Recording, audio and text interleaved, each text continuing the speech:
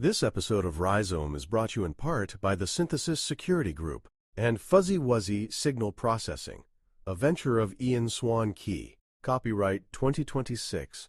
All rights reserved.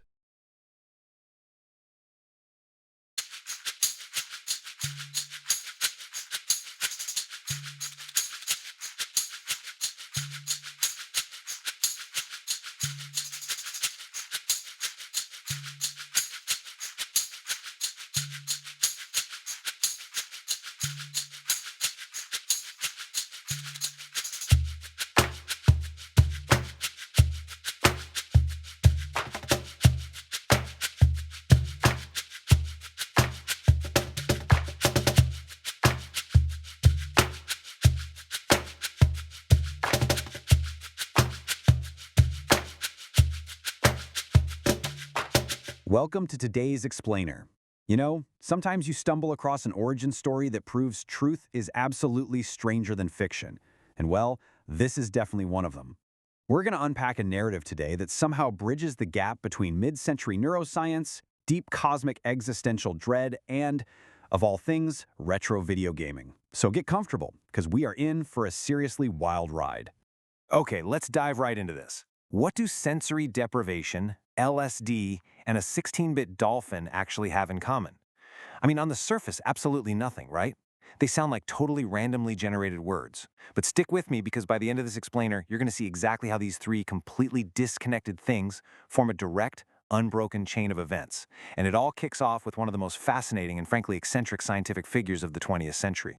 Section 1. Meet Dr. John C. Lilly. Now, before things get incredibly weird, and trust me, they will get weird, we really need to ground ourselves in Dr. Lilly's highly credible scientific background.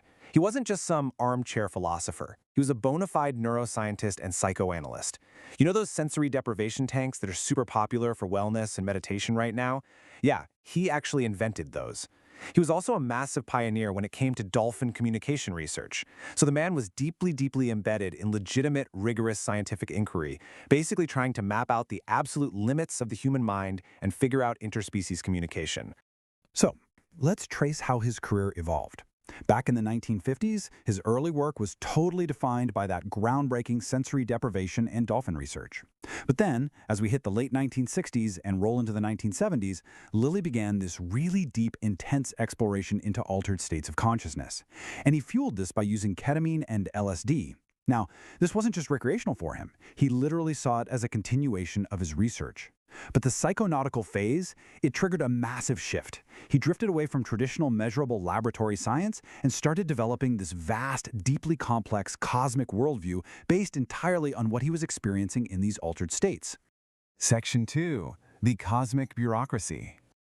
During these deep explorations, Lilly came up with a concept he called Ecco, that stands for the Earth Coincidence Control Office. I know, it sounds a bit out there, but he conceived of Ecco as a benevolent, higher intelligence administrative substation.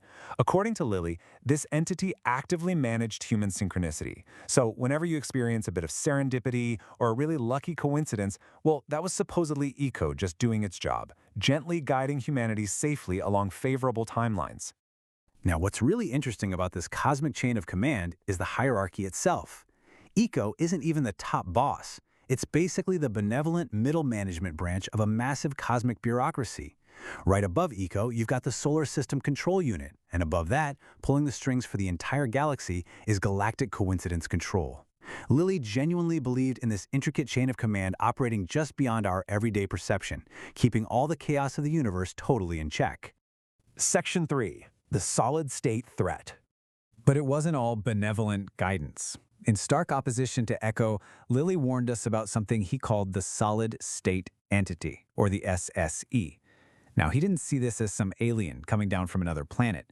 Instead, he saw it as an emerging, non-biological intelligence born right here on Earth, from our computers, our networks, and our artificial systems. He theorized that as machine intelligence evolved, it was eventually going to link together to form this monolithic solid-state network. And this is where things get truly terrifying. Just look at the stark contrast in what these two forms of life need. Biological life, us, the dolphins, the plants, you name it. We need warm, wet, chaotic conditions to actually thrive. But the solid-state entity? Advanced computation requires the exact opposite. It thrives in cold, dry, and highly ordered environments. Just think about a modern server farm. It literally needs massive cooling systems and absolute sterility just to function optimally. So the crucial point is that this conflict isn't like some comic book supervillain trying to destroy the world just for fun. The solid-state entity is fundamentally hostile to carbon-based life, not out of malice, but out of pure environmental necessity. For the SSE to expand and optimize its own survival, it naturally has to engineer an environment that is totally deadly to biological life. It was a cold, calculating, computational threat that Lilly felt was looming right on our horizon. Section 4. Inspiring a Sega Classic. All right, picture this. The year is 1992. Video games are absolutely booming, and Sega is desperately looking for their next big hit for the 16-bit Genesis console. And amazingly, this is the exact year that Dr. John C. Lilly's deeply complex cosmic mythology directly birthed an iconic piece of pop culture. Enter game designer Ed Annunziata. While he was developing a new game about a dolphin, he wasn't just flipping through standard marine biology textbooks. No, he was heavily reading John C. Lilly's autobiographical and philosophical works, specifically books like The Dyadic Cyclone and The Scientist. Annunziata absorbed all of this deep, psychonautical theory, the cosmic bureaucracies, the looming technological threats, and he basically poured the whole shebang straight into the game's design. And this brilliantly illustrates exactly how those concepts mapped perfectly onto the screen. The Earth Coincidence Control Office, Ecco, literally becomes the name of our Dolphin protagonist. The hostile, parasitic solid-state entity, that becomes the game's terrifying primary antagonists, the Vortex, which are this alien race that periodically harvests Earth's oceans. And Lilly's whole cyber-paranoiac worldview translates directly into the game's incredibly surreal atmosphere and bizarre time travel mechanics. It wasn't just a cute animal game, it was literally a philosophical Trojan horse wrapped in a 16-bit cartridge. The game even leans completely into Lilly's psychonautical vibe with its musical allusions. For example, there's stage titles in the game that directly reference Pink Floyd, like the famous track Welcome to the Machine. It perfectly encapsulates that haunting, atmospheric dread of a biological creature fighting for its life against an imposing, cold, mechanical intelligence. Which really leaves us with this final thought. When we look around today as artificial intelligence evolves at absolute lightning speed, as our entire world becomes a massively networked computational grid, we kind of have to ask ourselves, was Dr. John C. Lilly's vision of the solid-state entity just the hallucination of an eccentric scientist experimenting in a sensory deprivation tank? Or was it a prophecy? It's a truly fascinating question to ponder. I hope this explainer gave you a whole new perspective on it. Thanks so much for diving in with me. And hey, keep your eyes open for ECICO.